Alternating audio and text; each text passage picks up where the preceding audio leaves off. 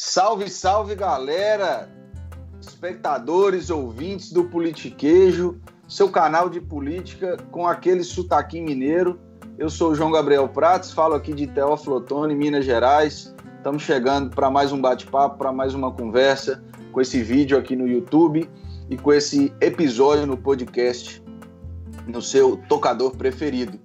Espero que você esteja passando bem. Nós estamos gravando hoje, no dia 10 de abril, sexta-feira da Paixão, né? E realmente nós vivemos um momento bem complexo da história mundial. Espero que você esteja bem e que você esteja se protegendo e a todos os seus também. Beleza, gente? Bom, hoje nós vamos seguir com mais uma entrevista de alto nível. Já eu apresento o nosso convidado. Antes de mais nada, queria lembrá-los sobre aqueles avisos, né, os nossos recadinhos de sempre. Nunca é demais lembrar. Se você está assistindo aqui pelo YouTube, clique aqui, curta esse vídeo, clique aqui no símbolo, né, para receber as notificações, inscreva-se no canal. Sempre que a gente soltar um vídeo novo, você vai ficar sabendo aí. Caso esteja no podcast, siga nosso podcast aí no seu tocador preferido, @Politiquejo, e também estamos em todas as redes sociais, Facebook, Twitter, Instagram, sempre trazendo notícias, sempre trazendo reflexões. Beleza, gente? E por fim, aquela nossa velha passada de chapéu, né? Nosso projeto de financiamento coletivo continua no ar, a partir de apenas R$5 por mês, você pode nos ajudar a financiar toda essa estrutura, né? Todos esses canais para garantir a produção de conteúdo independente aqui na rede, beleza? Então, o endereço você já sabe, é o apoia.se/Politiquejo. Sem mais delongas, vamos para o que interessa. Roda a vinheta.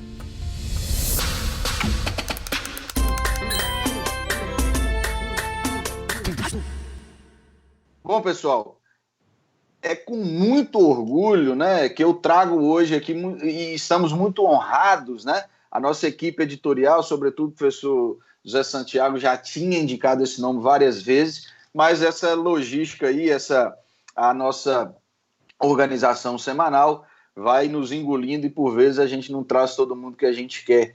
Eu estou falando do professor Matheus Mendonça Leite. Eu vou ler um pequeno currículo para vocês aqui, para vocês verem que nós estamos diante de alguém que faz o que, pelo menos no meu ponto de vista, é o ideal, né? Que é unir a teoria à prática, a academia à vida, as ideias e a luta, né? Vamos lá, o professor Matheus é doutor em teoria do direito e mestre em Direito Público pela Pontifícia Universidade Católica de Minas Gerais, graduado em Direito pela Faculdade de Direito Milton Campos, alguém aí que tem a alma mater, né, como gostam de dizer aí, comum, a minha e a dele, coordenador de extensão da Faculdade Mineira de Direito da PUC Minas e atualmente é professor adjunto lá também nessa instituição, na PUC Minas, e advogado da Federação Quilombola de Minas Gerais. Eu vou ler uma pequena introdução antes da gente fazer a nossa conversa, que é o seguinte: Matheus é defensor da comunidade quilombola de Queimadas,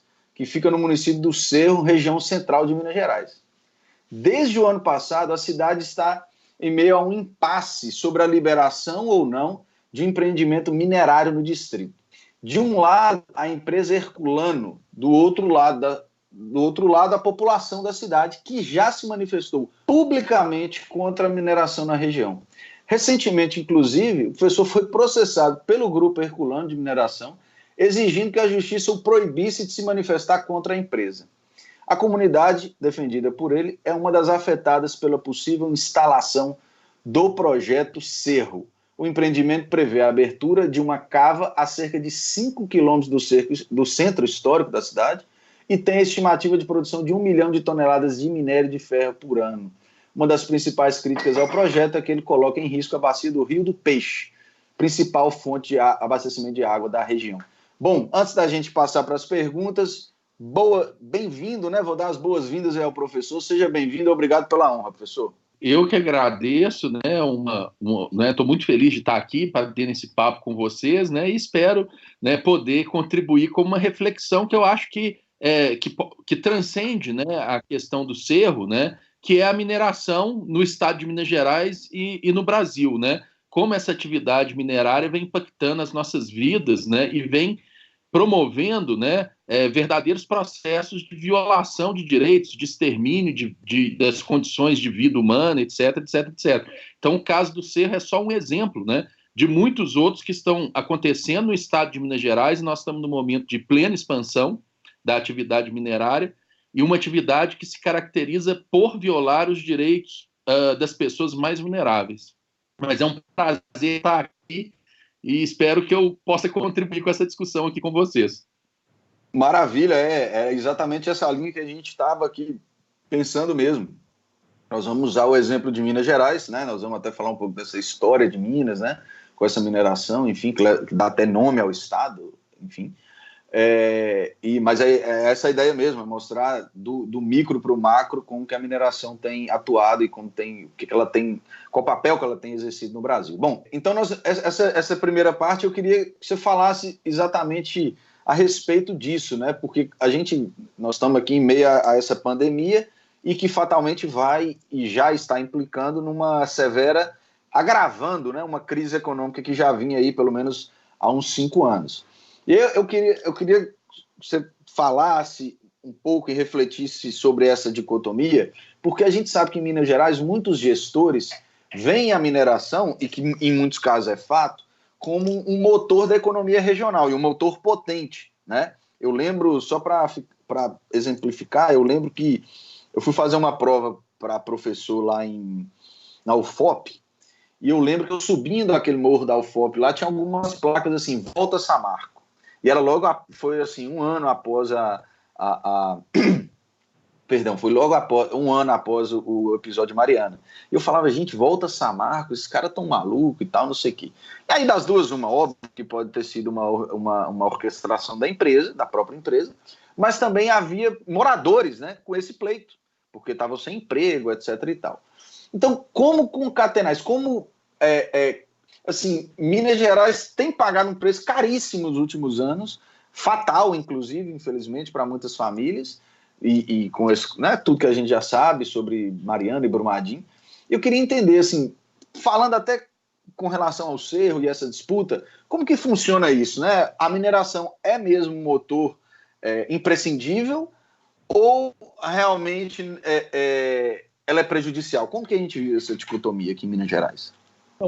Pois é, eu acho que a gente tem que sair dessa dicotomia, né? Eu acho que não há essa dicotomia assim, ou mineração ou nenhum tipo de desenvolvimento econômico, né? A mineração não é a única alternativa de desenvolvimento econômico que nós temos, né? Perfeito. Apesar de muito ser apresentado. Falar que nós somos contra o modelo de expansão minerária do jeito como ele está sendo feito no Brasil e em Minas Gerais hoje, não significa falar o seguinte, nós queremos que as pessoas voltem a viver nas cavernas, sem nenhum tipo de comodidade, sem acesso a bens e serviços fundamentais, né, à vida humana atual, né? Não significa isso, significa construir um novo projeto de desenvolvimento econômico, e aí sim, eu acho que essa é a chave. Um processo de desenvolvimento econômico que se preocupe e está voltado para a promoção da vida humana e não para a acumulação do capital. Porque as atividades minerárias que se desenvolvem hoje no estado de Minas Gerais, né, elas se desenvolvem com um único objetivo: permitir a acumulação do capital sem proporcionar às pessoas, né, nenhum tipo de benefício, né? Se você pegar e contextualizar historicamente, né, até o nome do nosso estado, né, a economia mundo capitalista ela surge, né, no momento em que a Europa controla outros continentes e submete esses continentes a um controle e a uma exploração brutal, né, levando daqui riquezas minerais, bens tropicais como o açúcar, o fumo, enfim, etc. Aí começa a surgir uma economia mundo capitalista, uma economia que funciona sobre as mesmas bases até hoje. Nós, da América, fornecemos matéria-prima, insumos para a Europa, e a Europa e Estados Unidos são os grandes centros consumidores. Então, quando vem as empresas mineradoras e falam assim, olha, sem mineração, sem a extração do minério de ferro, não tem, por exemplo, geladeira, a gente não consegue produzir geladeira. Eu gostaria de convidar as pessoas, por exemplo, a irem nas comunidades quilombolas, nas comunidades camponesas, e verem que as pessoas lá, em geral, tem uma geladeira e que funciona bem, e eles são felizes assim, né, que foi produzida na década de 70. Sabe aquela Brastemp amarela? É aquela. Né? E aí, olha como é que nós estamos diante de um sistema profundamente injusto. Eu implanto empreendimentos minerários nas zonas periféricas do capitalismo, com todas as consequências que isso implica, destruição da natureza, destruição das formas de vida. Implantar empreendimentos minerários muitas vezes significa inviabilizar outros tipos de atividade econômica, que serão insumos para produtos cujo centro do consumo não está aqui. O centro do consumo está na Europa e está nos Estados Unidos.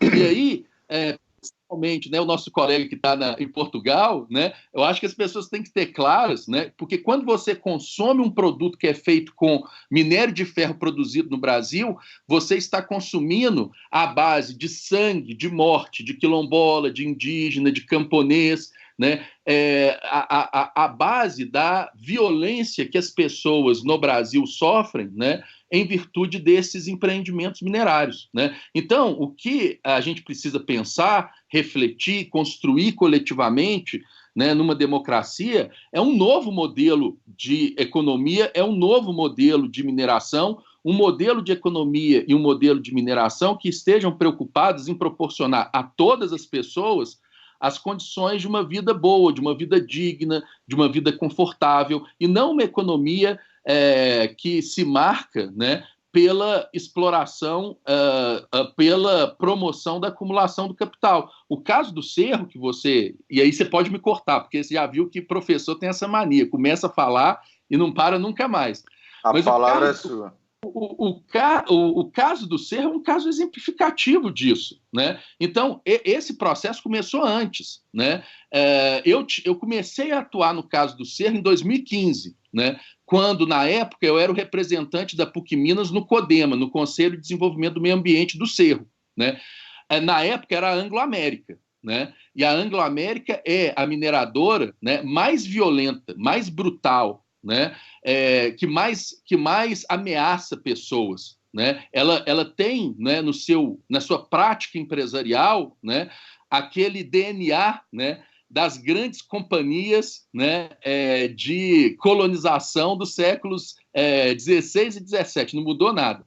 Ela é Anglo-América, né? A colônia antiga e a nova.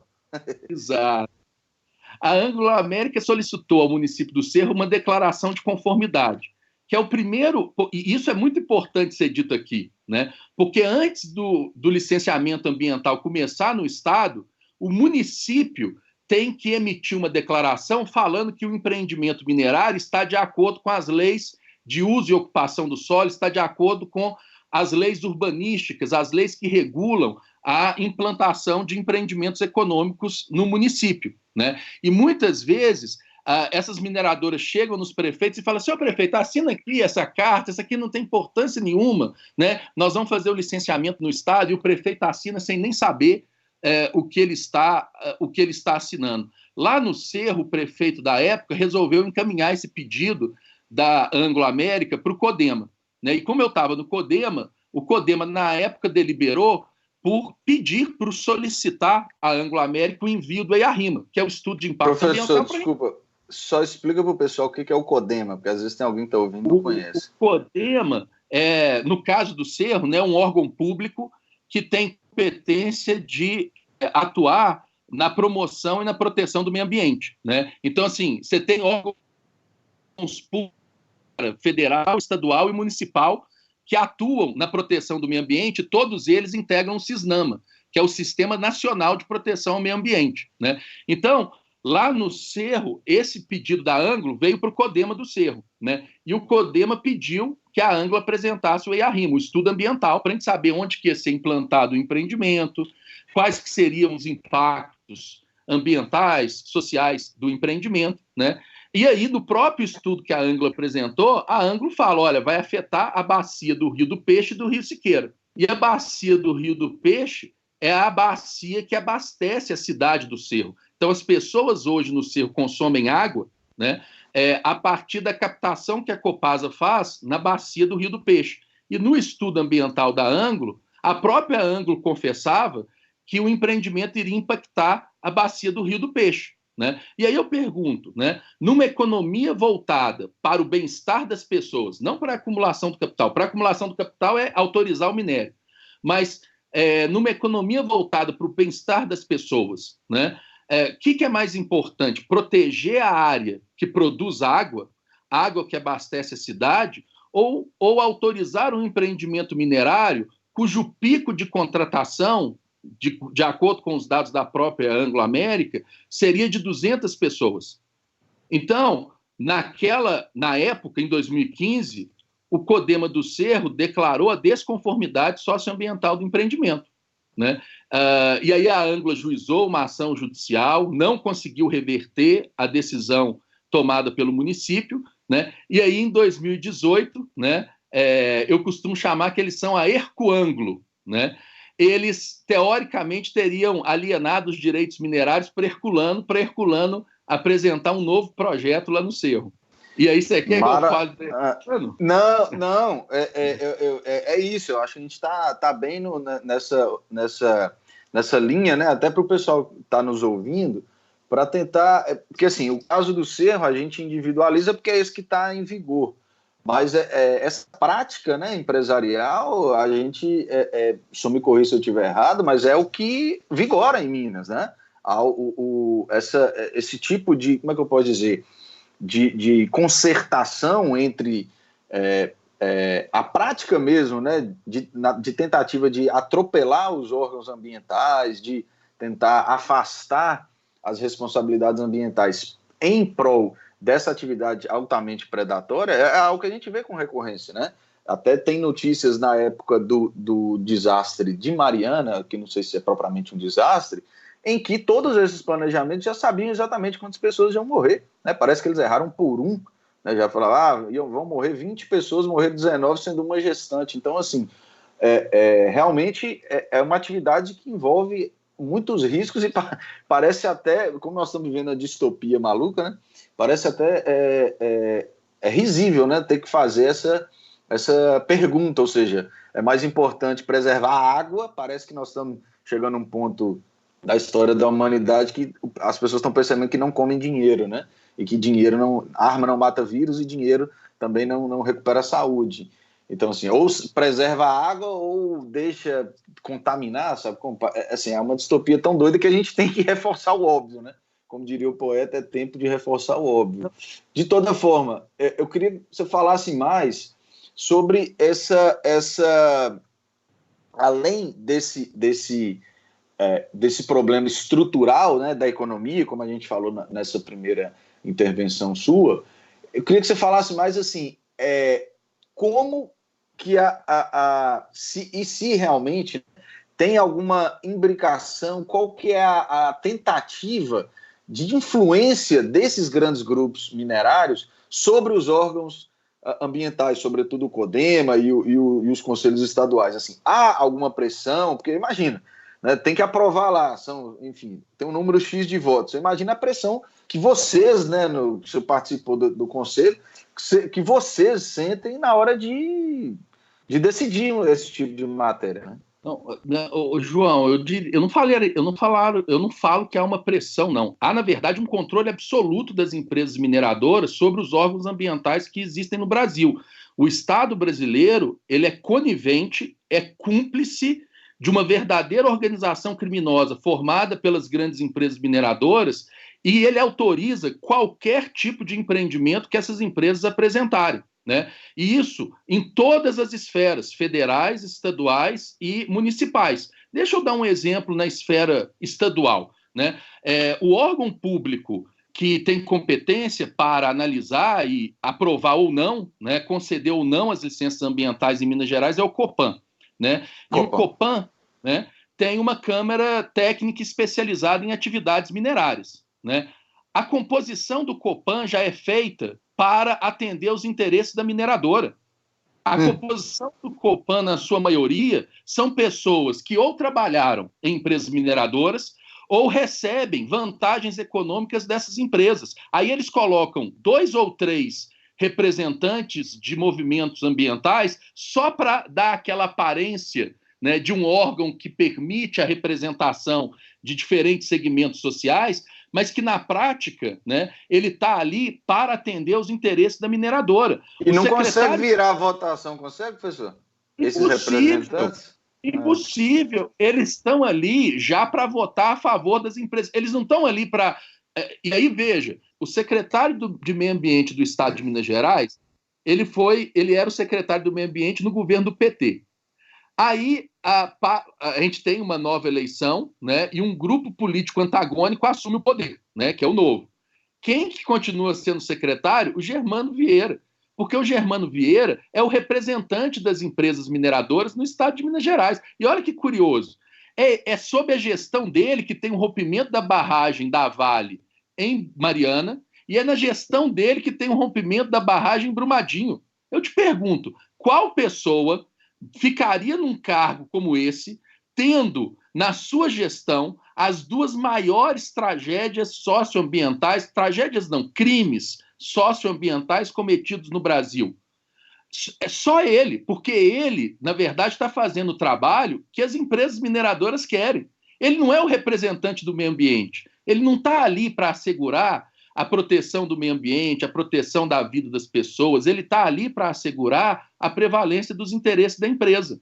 No Cerro, olha que curioso, quando o CODEMA do Cerro votou pela declaração de não conformidade, o prefeito atual mudou a composição do CODEMA e aumentou o número de pessoas, né? E colocou pessoas de entidades que receberam dinheiro da Herculano, né? Em 2018 ou 2019? 2019. Em 2019, pode ser 2018 ou 2019, o Cerro fez a festa do queijo.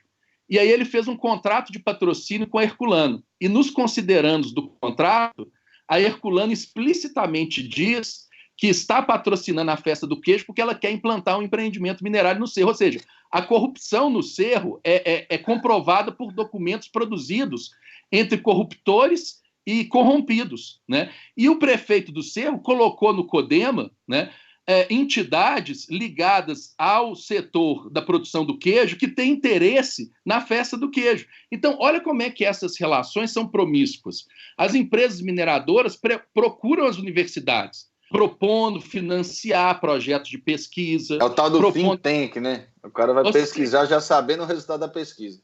Ou seja, até que ponto a universidade que recebe esse tipo de recurso, né, está de fato comprometida com uma pesquisa, com a produção de conhecimento que se relacione com os problemas que de fato as pessoas estão enfrentando no seu dia a dia, né? Ou até que ponto essas universidades se transformam, né, em porta-vozes dessas empresas mineradoras. Então, o que a gente percebe é que essas empresas, a partir do poder econômico que elas têm, elas vão cooptando os órgãos públicos, eles vão cooptando as entidades e instituições sociais importantes para que elas fechem os olhos para os problemas que a mineração traz, né, e se tornem verdadeiros propagandistas das atividades minerárias que são dos interesses de grupos de capital muito, muito pequenos e, em geral, que tem um número muito pequeno de pessoas que controlam e que, em geral, estão no exterior, né? Então, infelizmente, eu acho que nós não podemos contar com o poder público no Brasil, porque o poder público ele não está mais a serviço do nosso interesse público de proteger o meio ambiente, de proteger a vida, de proteger as comunidades quilombolas, as comunidades indígenas, ribeirinhas, camponesas. O interesse público do Brasil está corrompido das empresas mineradoras. E nós não podemos nem mesmo contar com o Poder Judiciário, né? O Poder Judiciário, aí eu falo especificamente do Tribunal de Justiça de Minas Gerais. O Tribunal de Justiça de Minas Gerais, na questão de mineração, é uma vergonha. Ele fecha os olhos e eles fazem uma tática, né, muito suja. Normalmente, quando chega um recurso ou uma ação no tribunal, o relator dá uma liminar a favor das empresas mineradoras. E ele nunca coloca a sua decisão para o colegiado. Ele senta no processo e espera o empreendimento ocorrer, para aí depois falar o seguinte... Aí perdeu o objeto. Perdeu o objeto, né? E aí ele não analisa o mérito. Deixa eu só te dar um exemplo concreto. Quando a Federação Quilombola impetrou um mandado de segurança coletivo pedindo para que o juízo do Cerro proibisse o CODEMA, esse CODEMA corrompido do Cerro atual, de emitir a declaração de conformidade sem antes fazer a consulta da comunidade quilombola de Queimadas, que está a menos de 1 quilômetro do empreendimento, e a gente quer fazer a consulta para quê? Porque a gente quer estudos que informem se a explosão de dinamites para tirar, para extrair o minério vai rachar as casas dos quilombolas. Se os quilombolas vão continuar conseguindo produzir queijo, né? Se eles vão continuar conseguindo plantar para sobreviver. É por isso que a gente está pedindo esses estudos. A juíza do Cerro deu a liminar, concedeu a liminar e estabeleceu que o município não poderia decidir nada até que fosse feita a consulta da comunidade quilombola, que é um direito previsto na Convenção 69 da OIT, Convenção Internacional de Direitos Humanos, né, que tem status de norma constitucional, do ponto de vista material, e do ponto de vista formal, é norma supralegal para seguir o entendimento do Supremo. A empresa recorre para o Tribunal de Justiça. Isso em março de 2019. O relator dá uma liminar, dá efeito ativo ao recurso e autoriza o município a emitir a declaração. E o desembargador se baseia num decreto do governador do estado. Ele fala assim: no decreto que regulamenta o licenciamento ambiental, não há previsão de consulta à comunidade quilombola. Veja, é uma subversão tão grande, né, que agora um decreto do governador tem força para afastar a incidência de uma norma internacional de direitos humanos. Nenhuma pessoa com formação em direito consegue explicar isso. E aí, olha só, obviamente eu recorri a agravo interno. Até hoje, o recurso de agravo interno contra essa decisão monocrática não foi pautado. Bom, você está falando que está tendo corrupção? Não sei. Mas isso não é um procedimento correto, isso não é o modo como as coisas normalmente tramitam no Poder Judiciário, quando não estão em jogo interesses que, do ponto de vista econômico, são tão poderosos, né? Olha o caso do Lula. Quanto tempo o Lula levou para ser julgado em segunda instância? Eu estou falando de um agravo interno, cujo regimento interno do tribunal estabelece que, uma vez interposto o agravo interno, o relator pode se retratar e, não se retratando, ele tem que incluir em pauta de julgamento na primeira sessão disponível. Eu estou há 1 ano e meio esperando a inclusão desse processo em julgamento. Então, o Poder Judiciário é um poder corrompido também. Eu quero deixar isso muito claro. Pois é, professor, eu até brinco, né? Tem gente que fala assim, não, mas vocês falam com tanta veemência, se empolgam tanto. É exatamente por isso, né? Assim, se diante da informação você não se indignar, ou você não entendeu, ou você é um completo cínico, né? Porque, assim, você ouvir essas informações e continuar sem se indignar, sem bufar, sem, enfim, achar que realmente algo precisa ser feito, ou você já perdeu sua humanidade, ou você é um completo cínico canalha, né? E aí eu queria... o senhor falou do impacto nas comunidades quilombolas, eu queria ir por esse lado, né? Assim, desculpa, é impressionante a gente ter que falar isso, né? Assim, você falou bem no início, né? Porque é um argumento muito... Eu tenho lido a respeito dessa sutileza, né, da linguagem, que a sutileza da linguagem ela consegue falar as piores coisas do melhor jeito possível, né? Então, quando nesse debate as mineradoras e as suas ações de marketing, as peças de publicidade, vêm dizendo que a mineração garante equipamentos de saúde, que a mineração melhora a qualidade de vida, melhora o conforto, óbvio que ela já apresenta uma dicotomia, né? E o pensamento dicotômico é muito mais fácil. Ou é a mineração ou não é nada, ou a mineração é a morte, ou a mineração ou é a vida arcaica das cavernas, enfim. E nessa de linguagem, eu acho que a gente perde muito o que é essencial, né? O que é fundamental, que é a vida humana, né? E nesse sentido, eu queria que você falasse mais sobre essa luta quilombola, né? Porque, assim, falar a respeito do modo de vida, claro que a gente tem buscado, né, aqui no Politiquejo, ouvir lideranças. Nós já entrevistamos o Leonardo Péricles aqui, né, uma liderança forte nas periferias de Belo Horizonte. Aqui na região eu tenho buscado algumas lideranças dos movimentos sociais, dos sem terra, dos atingidos por barragens, porque a gente quer ouvir quem realmente vive essa realidade, né? Mas, de toda forma, o senhor é um representante legal desse grupo vulnerável. Como que funciona lá, assim? Como que em que medida, ou se existe uma medida, se não for 100%, essa atividade minerária impacta no modo de vida dessas populações? Bom, então, assim, primeiro eu acho que seria importante eu falar do que são as comunidades quilombolas, né? Ótimo. Então, assim, as comunidades quilombolas, elas são comunidades que foram formadas ao longo de todo o nosso processo de construção da sociedade brasileira, desde o período colonial até hoje, né? E elas são formadas por pessoas, né, que mantêm uma cultura de matriz africana, né? Então, as comunidades quilombolas, elas se formaram a partir, né, da vinda de negros escravizados da África para o Brasil, né? É bom sempre lembrar que o Brasil organizou a sua sociedade com base no trabalho escravo. No Brasil, nós de fato vivenciamos um modo de produção escravista, de 1500 até 1888. Né? E nesse modo de produção escravista, né, quem desempenhava essa função de escravo, ou seja, uma pessoa desprovida dos seus direitos e liberdades mais básicas, uma pessoa desprovida do direito de acessar recursos e oportunidades nessa sociedade, foram negros escravizados trazidos da África. Né? Só que a África é um continente. Né?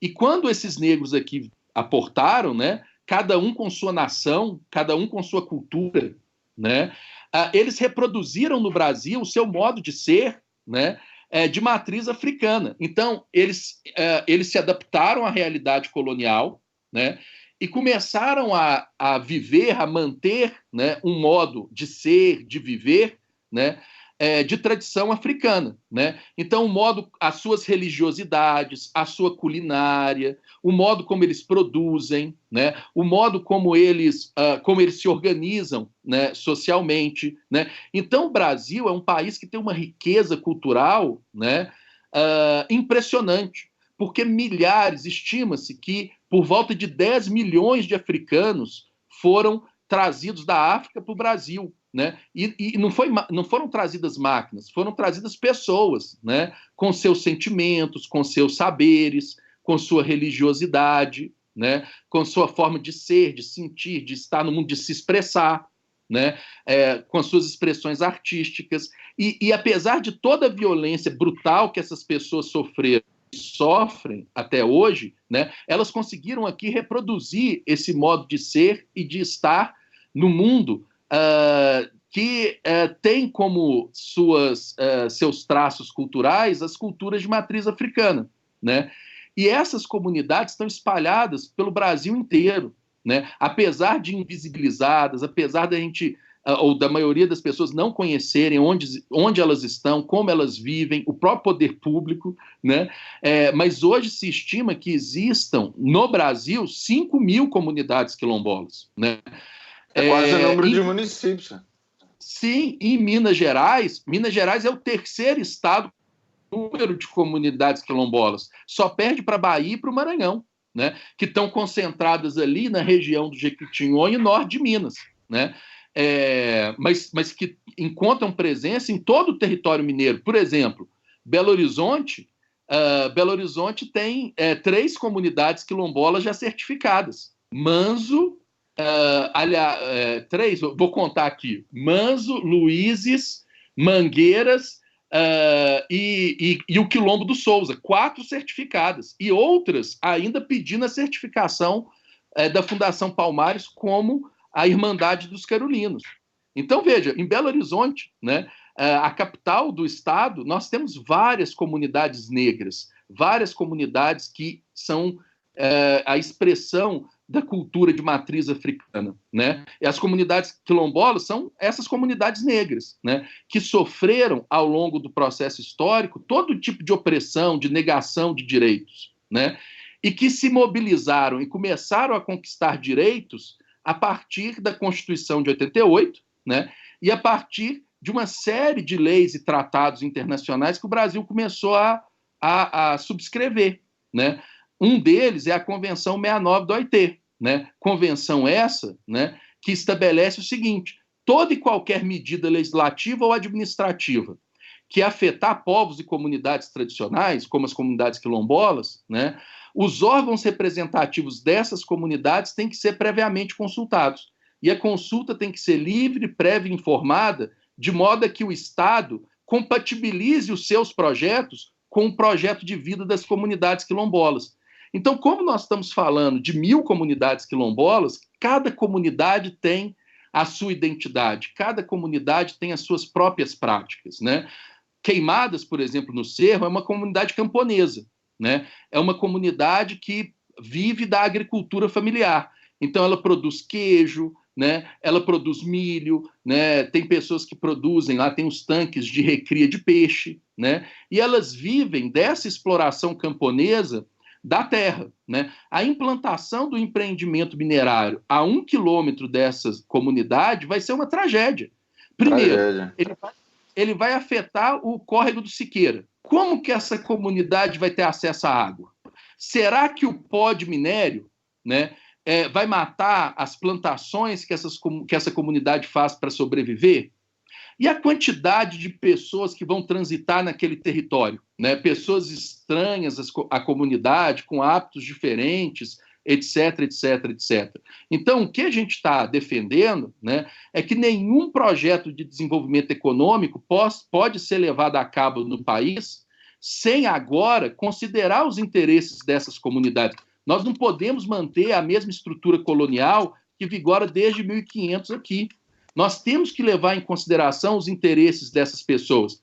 E o que é mais grave, hoje isso está posto no direito brasileiro, mas é solenemente desconsiderado pelo Poder Executivo e pelo Poder Judiciário. Eu te ouvindo aí, eu estava fazendo uma pesquisa aqui, e para encaminhar também a parte final do nosso bate-papo, mas eu queria individualizar, porque eu acho que a gente está na fase também de dar nome aos bois, né? Ficam muitas ideias genéricas e que são importantes para a gente construir nosso, como você está fazendo muito bem, de explicar toda essa construção social e as implicações jurídicas que aí advêm. Mas eu queria, assim, só para a gente pontuar a gravidade disso que você está falando e reafirmar, né, tudo que você já disse até agora, eu queria te ouvir um pouquinho, já que você falou do reconhecimento das comunidades quilombolas, sobre o ilustre presidente da Fundação Palmares. Qual o papel que, assim, na verdade, antes de mais nada, qual o papel da Fundação Palmares, porque o presidente é o senhor Sérgio Camargo, não é isso? Ele está em voga agora, né, em 2020, com essa nomeação, nós vamos falar disso com mais calma, mas a Fundação Palmares, que é maior do que ele, claro, ele vai passar, ela fica, espero, né, pelo menos, qual é o papel dela, né? O que ela faz e qual a gravidade de ter um sujeito como ele à frente? Então, a Fundação Palmares, ela é uma fundação pública federal, né, que antes estava vinculada ao Ministério da Cultura e agora está vinculada à Secretaria Especial de Cultura. E ela tem por competência executar políticas públicas de apoio às manifestações culturais de matriz africana no país. Fazer o registro, né, fazer a documentação de todas essas manifestações, apoiar, né, a realização dessas manifestações, apoiar a reprodução da cultura de matriz africana no Brasil, né? E no caso das comunidades quilombolas, a Fundação Palmares tem o papel de certificar essas comunidades. Mas o que isso significa, né? De acordo com a legislação que nós temos, né, a comunidade quilombola é definida como um grupo étnico-racial segundo critérios de alta atribuição. Quem atribui a identidade é a própria comunidade. Não cabe à Fundação Palmares, o Estado, a universidade, qualquer outra pessoa estranha à comunidade falar se a comunidade é ou não é quilombola, né? Então, é um grupo étnico-racial, segundo critérios de auto-atribuição, dotado de relações territoriais específicas e que tem, né, na sua história, a sua história marcada pela resistência à opressão, à escravidão, né? Esse é que é o conceito legal que está no artigo 2º do Decreto 4887 de 2003. Né? A Fundação Palmares, ela tem o papel de certificar, não é dizer quem é e quem não é quilombola, né? É simplesmente administrar um cadastro geral com a inscrição das comunidades quilombolas para fins de organização das políticas públicas voltadas para as comunidades quilombolas. Então, uma vez que uma comunidade é certificada na Fundação Palmares, ela passa a ter acesso a uma série de políticas públicas que são previstas, né, e que são executadas com a finalidade de superar as relações históricas sofridas, né? Lembrem-se que a nossa sociedade ainda é estratificada do ponto de vista racial, né? Aos negros é sistematicamente negado o exercício das liberdades básicas, né? O acesso aos recursos, o acesso às oportunidades, o acesso aos serviços públicos. Então, uma vez certificada pela Fundação Cultural Palmares, as comunidades vão ter acesso a essas políticas públicas, que vai desde regularização fundiária, educação escolar quilombola, saúde nas comunidades quilombolas, políticas de melhoramento da infraestrutura e apoio à produção das comunidades quilombolas. Então, você tem uma série de políticas públicas voltadas para as comunidades quilombolas. Mas do modo como essas políticas foram organizadas no Brasil a partir dos anos 2000, né, o acesso a essas políticas fica no âmbito federal na dependência da certificação da Fundação Cultural Palmares. Então, no caso das comunidades quilombolas, a Fundação Cultural Palmares tem a competência de certificar para permitir que essas comunidades acessem as políticas públicas. E aí eu só vou ressaltar, né? A Fundação Palmares não tem o poder de falar essa comunidade é quilombola, essa não é. Perfeito. Ninguém tem esse poder. Quem tem esse poder é a própria comunidade. E aí eu sempre destaco isso com os meus alunos do projeto de extensão, para atuar na questão quilombola, porque toda vez que tem um conflito, como, por exemplo, comunidade quilombola e mineradora, a primeira coisa que se faz é questionar a identidade da comunidade quilombola. Ah, não, mas essa daí não é uma comunidade quilombola, né? Não cabe às mineradoras fazerem isso. A Herculano fez isso no Cerro, né? E isso é um atentado ao patrimônio cultural brasileiro, porque as comunidades quilombolas, o modo de ser e viver das comunidades quilombolas, integra o patrimônio cultural brasileiro nos termos do artigo 216 da Constituição. Maravilha! Vocês veem que realmente nosso convidado ele consegue, né, fazer muito bem essa interseção entre o que é realmente importante e o que é garantido, né, na Constituição brasileira, essa ilustre desconhecida, né, de boa parte, inclusive dos juristas, né, que solenemente a ignoram, e o que é a prática, né, e o que a gente tem que mudar nessa realidade. Até fazendo um gancho sobre isso aí que você falou, sobre tudo, né, que você falou, eu recomendo aí aos ouvintes, a gente sempre recomenda algumas leituras e alguns livros, né? Se eu puder também, ao final aqui, né, recomendar para que as pessoas possam se inteirar mais, né, sobre esse assunto e qualificar mesmo o debate.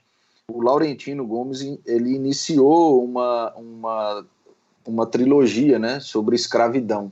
E aí ele é muito cuidadoso na abordagem, logo na entrada, né, do livro, que ele diz, olha, meu olhar é um olhar de alguém atento, porque eu sou filho de imigrantes europeus, eu sou branco, né? Eu não tenho matriz africana, mas eu sou um historiador.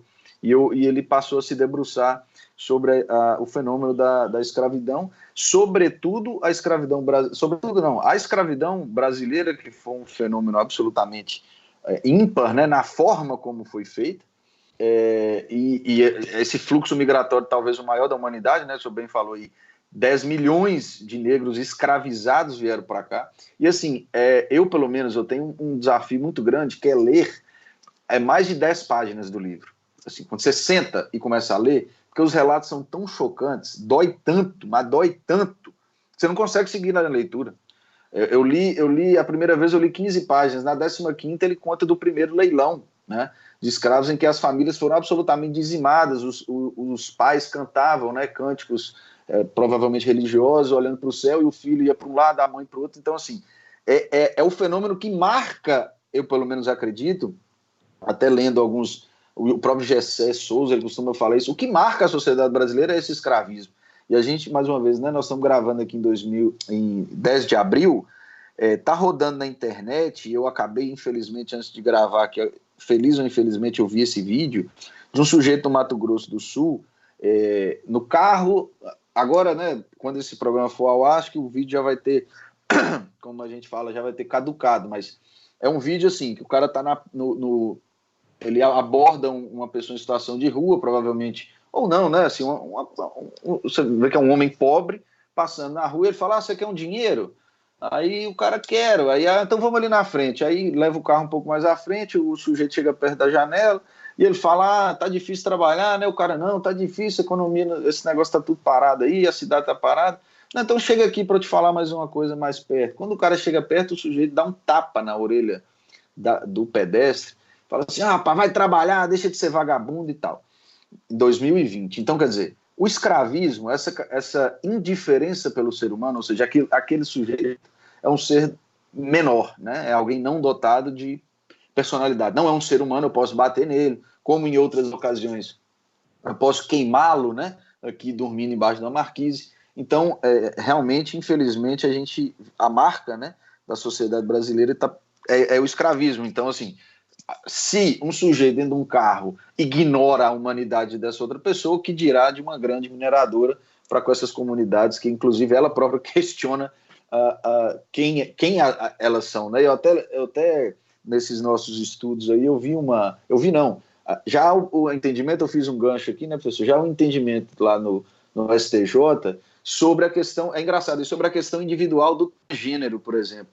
O transgênero só necessita do autorreconhecimento, né, para alterar seus documentos. Ou seja, é dispensável a famosa transgenitalização, a cirurgia. O STJ já identificou isso, falou, gente, ninguém melhor que o próprio sujeito para dizer qual é o gênero dele e como que ele quer se orientar na vida. Então, se o indivíduo pode, por que não a comunidade? Né? Então, é a comunidade mesmo que tem que dizer, enfim. Isso, assim, fazendo uma divagação por aqui. E aí, para finalizar, eu queria contextualizar, porque é impossível a gente passar em qualquer assunto, seja futebol até astrofísica, sem falar do coronavírus em 2020, né? Do Covid-19. Eu queria, se tiver à vontade, se quiser também reforçar esse assunto, né? Que é sobre a exposição dos trabalhadores na própria mineração, porque a gente faz uma abordagem, vamos dizer assim, externa, ou seja, a relação das mineradoras para com as comunidades, quando a gente sabe que, na verdade, internamente também os trabalhadores são oprimidos, né? Os trabalhadores passam perrengues internos, né? Os operários, quem faz mesmo a força de trabalho. Então, como que o senhor tem visto, assim, a CSN, a gente levantou aqui, são 6 mil trabalhadores, né? O MPT já está de olho, o Ministério Público do Trabalho, a Anglo-América, outros tantos, né? A Vale, etc. Como está sendo feito esse trabalho, ou se as mineradoras realmente ignoram e como ignoram outras prevenções, outros mecanismos de prevenção, e como que elas salvaguardam, como que elas previnem ou não a saúde do trabalhador diante do caos que a gente está vivendo. Você tem notícia? Tem sim, mas antes de eu te responder, eu lembrei que eu não respondi direito uma pergunta que você fez sobre o atual presidente da Fundação Cultural Palmares. Pois é.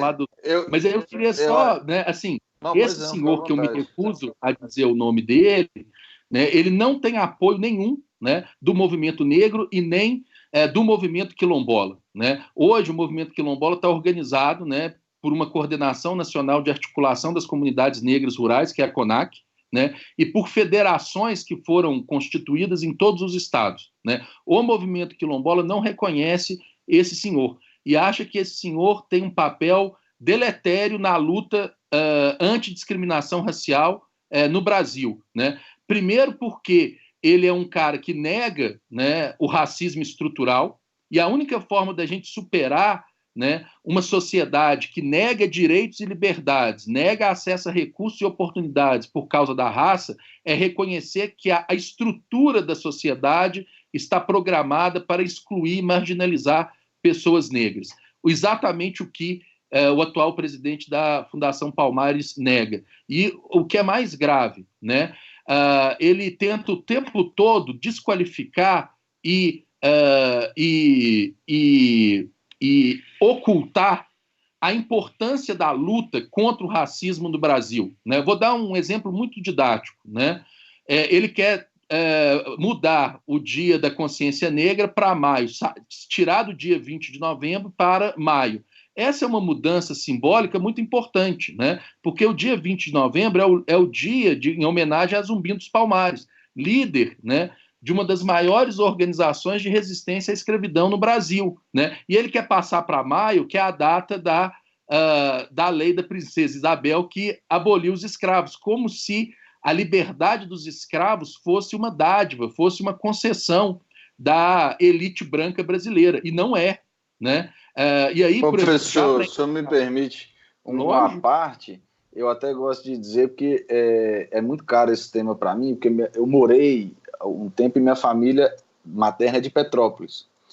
E em Petrópolis, onde teria sido assinada a Lei Áurea, na praça, a praça, salvo engano, chama Rui Barbosa, mas todo mundo a conhece como Praça da Liberdade, que é onde a princesa estaria sentada durante uma tarde do 13 de maio, e lá ela assinou a Lei Áurea, que tem algumas poucas letras, né, um artigo e tal.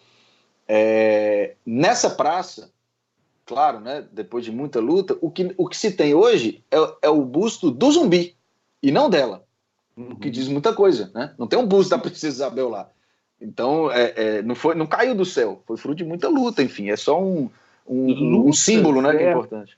Lutas essas que são ocultadas da opinião pública brasileira, né? E aí, lá na PUC Minas, nós organizamos um grupo de estudos chamado Grupo de Estudos Luiz Gama, em homenagem a Luiz Gama, que foi um advogado, né, que atuou no século XIX, né, para a libertação de escravos em pleno regime escravocrata, e que a OAB, em 2015, o homenageou, porque, veja, aquele que luta contra a escravidão, né, deve ser reconhecido como um exemplo de luta pelos direitos humanos, né? E a OAB o homenageou em 2015, e aí nós fizemos um grupo de estudos na PUC, chamado Grupo de Estudos Luiz Gama, em homenagem ao Luiz Gama, e onde nós estamos estudando só autores negros que tematizaram, que refletiram, que criticaram a estratificação racial da sociedade brasileira. Então, hoje nós estamos lendo o quilombismo do Abdias do Nascimento, né? No nosso roteiro de leitura, nós vamos passar posteriormente por Clóvis Moura, né? E depois pela Lélia Gonzalez, né? E aí o grupo quer discutir esses autores negros que são marginalizados na universidade brasileira, né? E reconhecer a qualidade acadêmica da produção desses autores e a importância de autores negros que refletiram e pensaram, né? Como a sociedade brasileira se organizou, né, estruturalmente de modo a excluir a população negra do acesso a direitos e a bens e serviços, né? Que é exatamente o oposto do que o atual presidente da Fundação Cultural Palmares propaga por aí, né? Então, assim, até mesmo para divulgar, né, eu acho que a gente tem que resgatar autores negros, né? E a única explicação que eu encontro do porquê esses autores não têm uma ressonância muito grande nas universidades brasileiras é o racismo, né? Então, assim, o Abdias do Nascimento, né, é um filósofo e um cientista social de primeira grandeza, né? O Clóvis de Moura, a mesma coisa, né? Eu costumo falar para os meus alunos, né, que a crítica da razão negra, né, do Aquiles Mbembe, né, tem o mesmo valor que a crítica da razão pura e prática de Kant, né? Mas Kant é um europeu, né? Os europeus monopolizaram, né, o poder de produzir filosofia, de produzir conhecimento, né? O Mbembe é um camaronês, né, um negro camaronês, né? Mas ele tem o mesmo valor. E aí eu acho que assim, a minha contribuição na universidade, já até dando indicações de leitura, né, seria resgatar, né, esses intelectuais negros, né, que produziram, né, uma vastíssima obra para analisar como o racismo ele está estruturalmente nas instituições sociais mais importantes no Brasil, no Estado, nas universidades, no mercado, enfim, nas instituições que regulam a nossa vida, né? Eu queria só fazer essa observação, né? E aí fazendo já a resposta à sua pergunta, né? Assim, os trabalhadores da mineração, né? Eles são aqueles que estão mais expostos a acidentes de trabalho, né? são aqueles que têm seus direitos violados cotidianamente. Eu, por exemplo, posso dar exemplos, né? A Anglo-América, na sua operação em Conceição do Mato Dentro, já foi autuada pelo Ministério do Trabalho porque foi flagrada submetendo trabalhadores à condição análoga de escravo, né? Inclusive, nesta época, né, aproximadamente 100 haitianos foram resgatados pelo Ministério do Trabalho, né? Então é esse tipo de gente que nós estamos falando, né? E aí, veja, eu realmente não acredito, né, que o poder judiciário, que o poder público no Brasil vai, de fato, passar a exigir que essas empresas parem de violar os direitos das pessoas, né? E aí alguém pode falar, então nós não vamos fazer nada? Eu acho, e aí essa é uma conclamação que eu estou fazendo a todos os movimentos que estão atuando na resistência à mineração predatória no país, né? E aí eu vou entrar em contato com um por um. Eu acho que a gente tem que lançar um manifesto, né, chamado Minério de Ferro de Sangue, né, e atuar no âmbito internacional para que os países boicotem a compra do minério de ferro produzido no país e boicotem todos os produtos que sejam produzidos a partir do minério de ferro extraído no país. Porque esse produto é feito não apenas por minério de ferro, mas é feito pela morte, pelo assassinato, pelo extermínio de camponeses, de quilombolas, de indígenas, e aí a comunidade internacional. Então, a União Europeia, quando ela se constituiu falando que ela assumia o compromisso de fazer respeitar os direitos humanos. A Carta da ONU de 1945 fala que a Organização das Nações Unidas se constitui e assume o compromisso de fazer respeitar os direitos humanos no mundo, né? Então, se esses países verdadeiramente querem cumprir o seu compromisso de fazer respeitar os direitos humanos no Brasil, eles têm que boicotar a compra do minério de ferro no Brasil e a compra de quaisquer produtos, quaisquer bens que sejam produzidos por meio deste minério de ferro. Eles têm que exigir o monitoramento de onde sai o minério de ferro e se recusar a comprar o minério de ferro que é extraído do Brasil. E por que eu estou falando isso, né? Porque a linguagem dos direitos humanos é incompreensível para essas empresas, é incompreensível para o Estado brasileiro, né? Falar que você precisa respeitar a liberdade, a autonomia, que você tem que ouvir os interesses dessas pessoas, tem que nas decisões políticas e administrativas, esses interesses das pessoas têm que ser levados em consideração, que são os direitos políticos mais básicos que nós reconhecemos a qualquer pessoa, mesmo menos a população negra. Mas, enfim, essa linguagem dos direitos humanos é incompreensível. Qual que é a linguagem que as empresas mineradoras compreendem? É a linguagem do lucro-prejuízo. No momento em que essas empresas começarem a ter prejuízo, porque os grandes centros da economia mundo capitalista não vão aceitar mais a compra dos produtos produzidos com minério de ferro no Brasil e não vão aceitar pelo compromisso internacional de assegurar a prevalência dos direitos humanos. Não vão aceitar porque elas não podem financiar o extermínio, a morte, o homicídio de povos e populações vulneráveis, né? E quando essas empresas começarem a não conseguir mais vender o minério de ferro que elas extraem de modo criminoso no país, aí eu acho que na linguagem do lucro-prejuízo, elas vão sentar e vão tentar negociar uma forma, né, de um modelo minerário, né, que respeite os direitos das pessoas, né? Então, o nosso colega que está em Portugal, né, eu acho que essa é uma mensagem desesperada de quem luta pelos direitos humanos aqui na América Latina e no Brasil, né, e que eu peço para que vocês ecoem, né, nos países centrais do capitalismo, né, de que quando você compra um iPhone e esse iPhone é produzido com insumos de minério de ferro extraído do Brasil, saiba, o seu dinheiro está sendo usado para promover a morte de comunidades indígenas, a morte de comunidades quilombolas, para promover a inviabilização da vida nesse país periférico da economia mundo capitalista. E se você tem o compromisso moral de fazer respeitar os direitos humanos, você deveria exigir das empresas que elas não comprem mais nenhum produto que seja produzido pelos insumos criminosamente extraídos no Brasil de minério de ferro.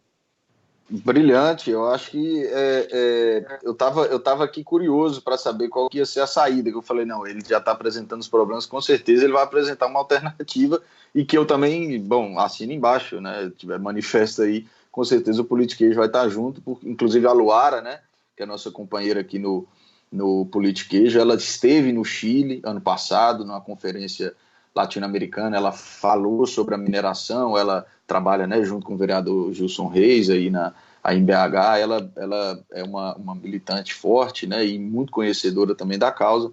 E aí eu estava nessa, assim, é isso, né, nós temos que provocar não uma solução, mas uma saída internacional. Eu até estava fazendo alguns paralelos enquanto eu propunha aí essa ideia da internacionalização da luta, sobre dois fatos. Primeiro, realmente, o caso Lula, né? Que realmente as violações no Poder Judiciário que vão de encontro, né? Confrontam tanto a Declaração Americana de Direitos Humanos quanto a Declaração, enfim, da ONU, né?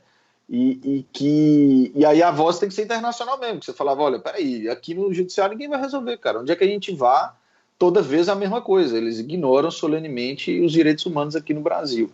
E outro paralelo que eu fiz foi com relação, e aí é um tema um pouco mais complexo, porque diz respeito, você vai entender o que eu estou dizendo, assim, ao consumo imediato, né, a questão do agrotóxico, né.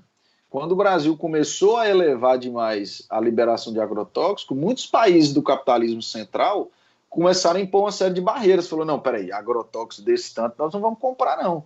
E aí é isso, é essa linguagem que os caras entendem.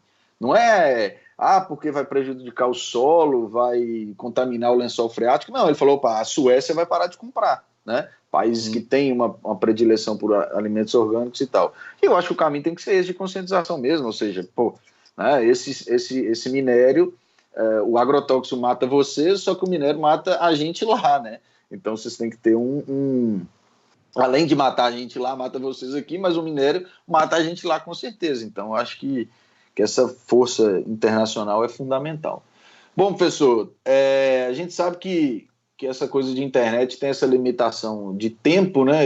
Por mim, eu ligaria aqui eu pegaria a cerveja na geladeira ali e ficaria a tarde inteira conversando, mas eu sei também que você tem os compromissos familiares, quarentena com criança em casa, não é nada fácil. Então, eu queria abrir para as suas considerações finais, já de antemão agradecendo a sua presença e, na verdade, nos brindando, né, com essa formação que a gente teve. Acho que o Politiquês tem caminhado nessa direção, né, de trazer muita informação e formação para as pessoas, porque hoje talvez a arma mais revolucionária que a gente tem é a informação, porque as pessoas não conhecem a realidade que muitas vezes as oprime, né? Seja da taxa de juros, como a gente vai trazer aí uma novidade boa em breve, se Deus quiser, um entrevistado de peso sobre essa questão econômica, seja essa questão econômica, seja também os impactos, né, de uma economia, desse modelo econômico que está imposto aí na vida de pessoas comuns como a gente, né? Então é isso, abrindo a palavra para as suas considerações finais. Muito obrigado mais uma vez.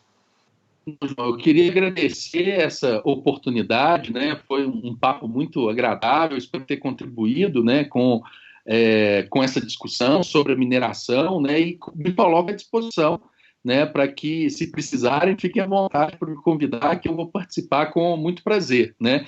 E como considerações finais, né, eu queria só colocar 2 pontos, né. Eu estou escrevendo um artigo que eu ainda não terminei, né, mas neste artigo eu estou defendendo que a questão da mineração no Brasil chegou a tal nível de violação de direitos humanos e a tal nível de omissão do Estado brasileiro que eu considero que hoje uma desobediência civil, neste caso, já é justificada. Porque nós temos que ter claro, né, que o direito, na modernidade, ele se justifica, ele só é legítimo, né, se ele for fruto de um consenso, de uma aceitação das pessoas que vão ser ou que terão que obedecer o direito, né? Um direito que é estabelecido de modo unilateral por empresas mineradoras, isso não é direito, isso não é verdadeiramente direito, e nós não estamos ou nós não somos obrigados e não devemos obedecer este direito, né? A desobediência é reconhecida, inclusive, no preâmbulo da Declaração Universal dos Direitos Humanos de 1948,